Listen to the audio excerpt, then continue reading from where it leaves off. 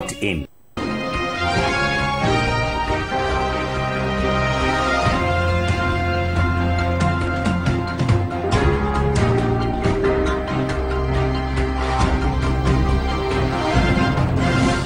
নমস্কার, আপনারা দেখছেন গ্লোব টিভি, সবার পাশে সবার সাথে।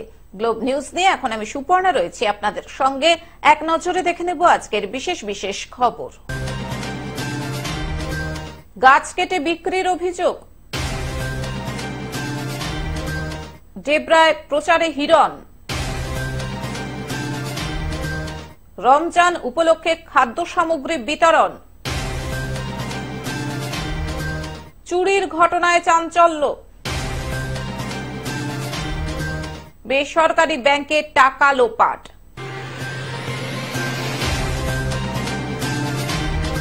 আসছে বিস্তারিত খবরে। গাছ কেটে বিক্রির অভিযোগ। ঝাড়গ্রামের বিকাশ ভারতী এলাকায় লক্ষাধিক টাকারও বেশি মূল্যের গাছ কেটে বিক্রির গুরুতর অভিযোগ দুষ্কৃতীদের বিরুদ্ধে। এখানে তো আমরা প্রথমে অজানা সব ছিল, সকালে আমরা খবর পাই। খবর পাওয়ার পরে সকালে আমরা খবরটা পাই, কিন্তু এসে দেখছি যে পুরো গাছ ফরেস্টের যে কাজ সব কাটা চলছে। আর যত সেই কারবারিরা আমরা এসে খবর পেলাম, তৎকে দেখছি ফরেস্টের যে অফিসার ছিল, যে কাটছিল, তাকে নিয়ে চলে গেছে। কি চলছিল কিছু বুঝতে পারেন? মনে হচ্ছে এটা অবৈধ কিছু কারবার চলছে, আর প্ল্যান চলছে। মনে হয় সোসাইটির জায়গা, মানে জমি কারবারিরা হস্তান্তর করার একটা প্ল্যান চলছে, চক্রান্ত চলছে। এটা একটা মানে ঐতিহ্য ছিল, মানে যে বিকাশ ভারতী ওয়েলফেয়ার সোসাইটি ঝাড়গ্রামের বিখ্যাত একটা। এখানে আমাদের যে ঝাড়গ্রামের যে রাজা আছে, উনিও এখান থেকেই মানে শিক্ষা লাভ করেছে, এবং নামি দামি প্রতিষ্ঠানের সঙ্গে সবাই জড়িত আছে। এখানে একটা শিক্ষা প্রতিষ্ঠান মানে সবাই জানে, ঝাড়গ্রামের একটা ঐতিহ্য। সেই জায়গাকেই নষ্ট করে দেওয়া হচ্ছে, এবং সোসাইটির জায়গা এখন বিশাল এলাকা।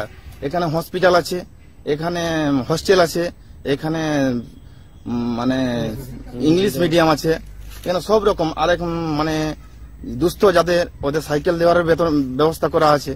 রুটি বেকারি ছিল, বিভিন্ন রকম জায়গা। আমরা ছোটবেলা থেকে শুনে আসছি এটা সোসাইটির জায়গা। তাই এলাকার মানুষের অভিযোগ, সরকারি গাছ কিভাবে বিক্রি করে দেওয়া হচ্ছে। গাছগুলি কেটে বিক্রি করে দেওয়া হলে পরিবেশের ভারসাম্য নষ্ট হবে। এই অবৈধ কাজে প্রশাসনের একাংশ জড়িত রয়েছে বলে জানান এলাকার বাসিন্দারা। এটা বিকাশভারতী ওয়েলফেয়ার সোসাইটি হিসাবে একটা কোনো এক এনজিও থেকে মোটামুটি এখানে লেখাপড়া বা ইয়ে করার জন্য অনেকেই হসপিটাল আছে, আবার শিক্ষা প্রতিষ্ঠান আছে, আবার তোমার গরিব দুঃখীদের জন্য ট্রাইসাইকেল, মাইসাইকেল এইসব দেওয়া। সেই জায়গাতে আজকে সকালে চিত্র কি দেখা যাচ্ছে? আজকে চিত্র দেখা যাচ্ছে যে আমাদের গ্রামে যতটা বোঝা যাচ্ছে যে মালিক পক্ষ চুপি সারিয়ে। মালিক পক্ষ কারা? মালিক পক্ষটা ঠিক কে আছে তা বলা মুশকিল আছে, কারণ এ তো সোসাইটির ব্যাপার। কে সভাপতি হয়, কে কখন কি হচ্ছে, ওদের পরিবর্তন হয়। এই সোসাইটির জায়গাকে কাউকে বিক্রি করা যায়, হস্তান্তর করা যায় না। তো সেই জায়গায় দাঁড়িয়ে আজকে কি দেখছেন, এই কি চলছে? এখন যেটা দেখা যাচ্ছে যে মানে ভেতরে কিছু একটু কারচুপি চলছে।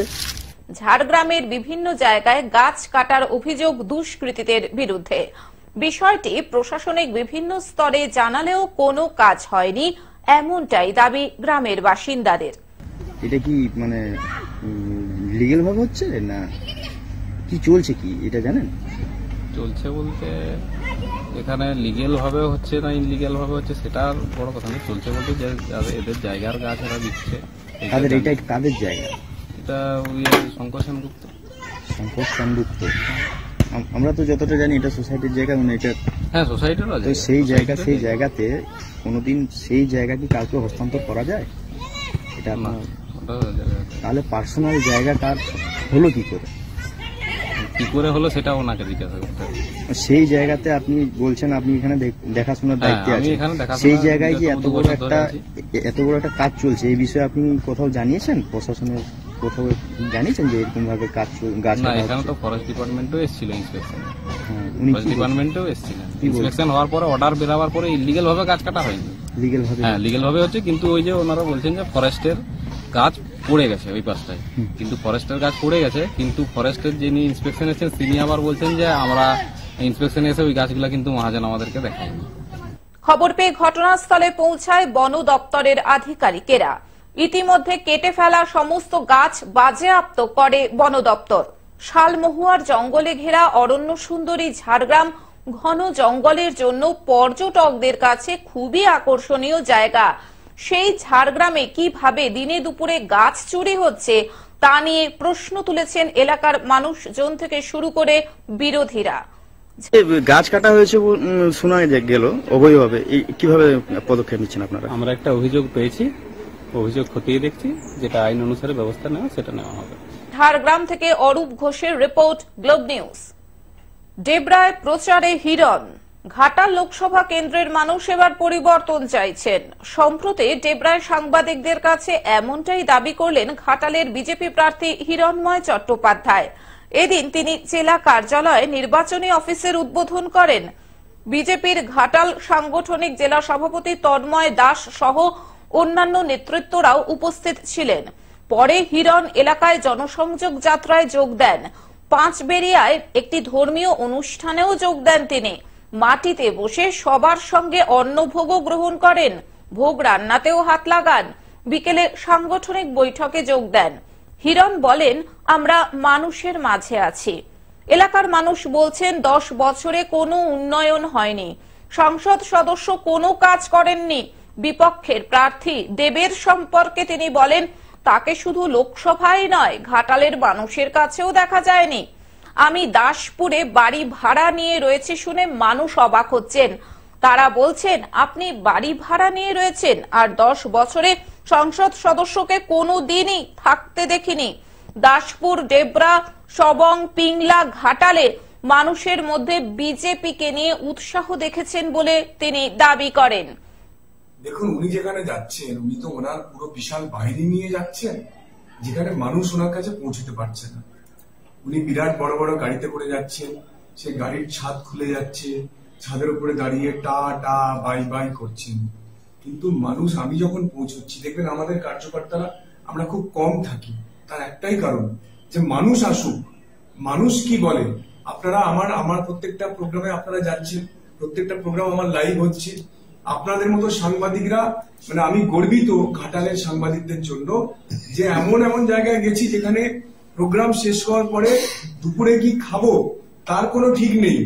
তো আপনাদের মতো সাংবাদিক বন্ধুরা আমার হাত ধরে টেনে নিয়ে গিয়ে তার বাড়িতে দিয়ে খাইয়েছে। এটা হলো ঘাটালের সাংবাদিক বন্ধুরা। তাদের মধ্যে এতটাই আত্মীয়তা আছে, তাদের মধ্যে এতটাই ভালোবাসা আছে, তাদের মধ্যে এতটাই স্নেহ আছে, বলে আপনাদের ক্যামেরাতে সব ধরা পড়ছে। আপনারা তো দেখছেন আমি যেখানে যাচ্ছি মানুষ কাতারে কাতারে আসছে। তারা শুধু বলে যাচ্ছে যে 10 বছর ধরে আমরা মিথ্যে কথা শুনেছি, আমাদের কোনো কাজ হয়নি, শুধু মিথ্যে বলছে। আর এখন চমকাচ্ছে, ধমকাচ্ছে যে মিটিং এ না গেলে কালকে কাজ পাবি না, মিটিং এ না গেলে কালকে টাকা পাবি না। এটা ওদের সঙ্গে পার্থক্য ছিল, আছে এবং থাকবে। ঘাটাল থেকে কল্যাণ মণ্ডলের রিপোর্ট, গ্লোব নিউজ।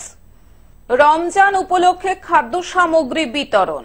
বুধবার সকালে বিগত বছরগুলির মতো এই বছরেও রমজান মাস উপলক্ষে বাঁকড়া এলাকার সংখ্যালঘু ভাই বোনদের মধ্যে আটা, ময়দা, তেল, চিনি, খেজুর, নানান রকম ফল প্রভৃতি তুলে দেওয়া হলো। গত 5 বছর ধরে বাঁকড়া অঞ্চল হিউম্যান রাইটস অ্যাসোসিয়েশনের উদ্যোগে HR অ্যাসোসিয়েশনের পক্ষ থেকে বাঁকড়া অঞ্চলের প্রায় 200 জন মানুষের হাতে খাদ্য সামগ্রী তুলে দেন সংস্থার প্রেসিডেন্ট নাহিদ খান, ভাইস প্রেসিডেন্ট শেখ মনিরুল ইসলাম। সারা বছর ধরেই রক্তদান শিবির, চক্ষুদান শিবির, স্বাস্থ্য পরীক্ষা শিবির, দুস্থ মানুষকে শীত বস্ত্র প্রদান প্রভৃতি সামাজিক কাজ করার পাশাপাশি পবিত্র রমজান মাসে মানুষের হাতে খাদ্য সামগ্রীও তুলে দেন তারা। দেখুন, আমরা দীর্ঘ 5-6 বছর ধরে সোশ্যাল কাজ করি হিউম্যান রাইটের প্ল্যাটফর্মে। আমরা মোটামুটি ধরুন আমরা এর আগে 2-3 বার রক্তদান শিবির করেছি। বাচ্চাদের বই, খাতা, শীত বস্ত্র। আজকে পবিত্র রমজান মাসে আমরা দুস্থ মানুষের পাশে দাঁড়ানোর জন্য আমাদের সব কর্মীরা সদস্যরা একদম নিজের মনে করে গরিবদের পাশে এসে দাঁড়িয়েছে। এদের মেহনত, এদের ধন্যবাদ জানাই। আর বাঁকড়া 1 নম্বর হিউম্যান রাইট অ্যাসোসিয়েশনের পক্ষ থেকে আমি সমস্ত মুসলিম ও অনমুসলিম ভাইদের আমার সালাম রইল, এই বলে আমি শেষ করছি। হাওড়া থেকে অর্পণ সিংহের রিপোর্ট, গ্লোব নিউজ। চুরির ঘটনায় চাঞ্চল্য। ফের চুরির ঘটনায় চাঞ্চল্য ছড়ালো এলাকায়। মালদা শহরের বিভিন্ন প্রান্তে একের পর এক মন্দির, মসজিদের প্রণামী বাক্স ভেঙে টাকা নিয়ে পালাচ্ছে দুষ্কৃতীরা। নিষ্ক্রিয় পুলিশ, মানুষের নিরাপত্তা নিয়ে উঠেছে প্রশ্ন। এবার চুরির ঘটনা মাধবনগর সংকটমোচন মন্দিরে। সেখানে প্রণামী বাক্স ভেঙে নগদ টাকা পয়সা নিয়ে চম্পট দেয় দুষ্কৃতীরা বলে অভিযোগ। মঙ্গলবার ভোরে মন্দিরের গেট খোলার সময় নজরে আসে বিষয়টি। প্রায় 2 মাস ধরে প্রণামী জমা পড়েছিল বাক্সে। প্রণামী বাক্সের টাকা দিয়েই সংকটমোচন মন্দিরে দুবেলা পুজো এবং পুরোহিতের খরচ চলে বলে জানিয়েছেন মন্দিরের সক্রিয় সদস্য অমর ঘোষ। তারা বিষয়টি তদন্ত করার জন্য ইংরেজ বাজার থানার পুলিশকে খবর দেন। সকালে আমরা মর্নিং ওয়াক করতে বেরোই, যখন এসে আমি তালা খুলে পর্দাটা সরিয়ে দিই যেহেতু সবাই যাতে দর্শন করতে পারে, তখন 5:30টার দিকে এসে দেখি যে মায়ের দানপত্র ওটা ভেঙে যা টাকা পয়সা ছিল সেটা নিয়ে নিয়েছে। কতদিনের ছিল? 2 মাস। এই প্রণামী দিয়ে কি হয়?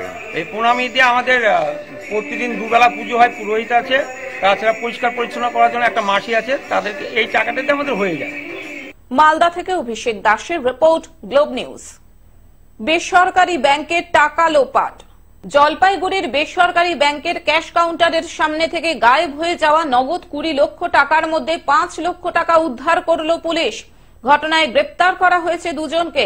বুধবার ধৃতদের জলপাইগুড়ি জেলা আদালতে তোলা হয়। গত সোমবার চাঞ্চল্যকর এই ঘটনাটি ঘটেছিল জলপাইগুড়ি শহরের বিবিসি রোড এলাকার একটি বেসরকারি ব্যাংকে। কর্মব্যস্ততার সময় আচমকাই ব্যাগ সহ প্রায় 20 লক্ষ টাকা লোপাট হয়ে যায়। ব্যাংকের সঙ্গে যুক্ত থাকা এক এজেন্সি কর্মী ব্যাগে করে 20 লক্ষ টাকা নিয়ে জমা দেওয়ার জন্য অপেক্ষা করছিলেন। হঠাৎ করেই তিনি খেয়াল করেন তার সঙ্গে থাকা টাকা ভর্তি ব্যাগটি গায়েব হয়ে গিয়েছে। এরপরেই চাঞ্চল্য ছড়িয়ে পড়ে শহর জুড়ে। খবর পেয়ে ব্যাংকে ছুটে আসেন জেলা পুলিশ সুপার উমেশ গণপত খান্ডাবাহালে সহ গোয়েন্দা বিভাগের উচ্চ পদস্থ আধিকারিকেরা।